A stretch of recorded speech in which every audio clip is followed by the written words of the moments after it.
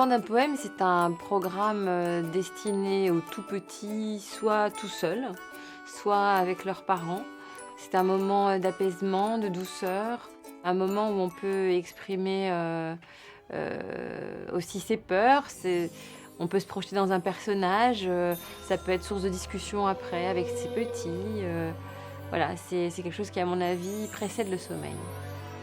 L'imagination nous donne parfois des ailes. Lorsqu'on lit des histoires pleines de châteaux hantés, de cascades magiques, de forêts enchantées, de sorcières, de dragons et d'ogres affamés. Les valeurs de ce programme sont les valeurs Disney. Je pense qu'il s'agit de montrer aux enfants les codes de la vie, de passer par les grandes émotions majeures, le rire, la peur, la joie, la tristesse.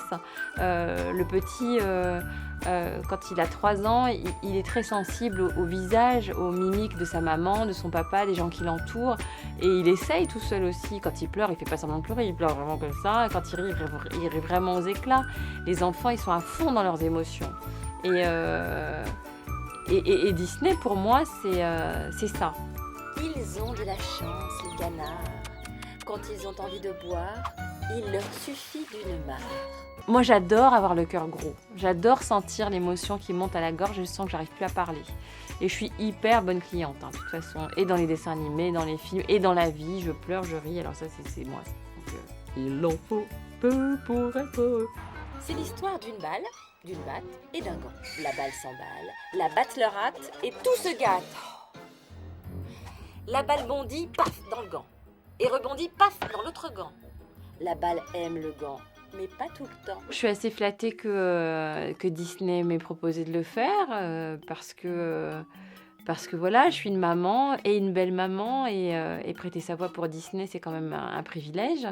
Et ensuite, la voix, pour moi, c'est un outil magique puisque moi, j'étais 10 ans au conservatoire, je chante, je suis arrivée à Paris, j'ai commencé à faire beaucoup de voix.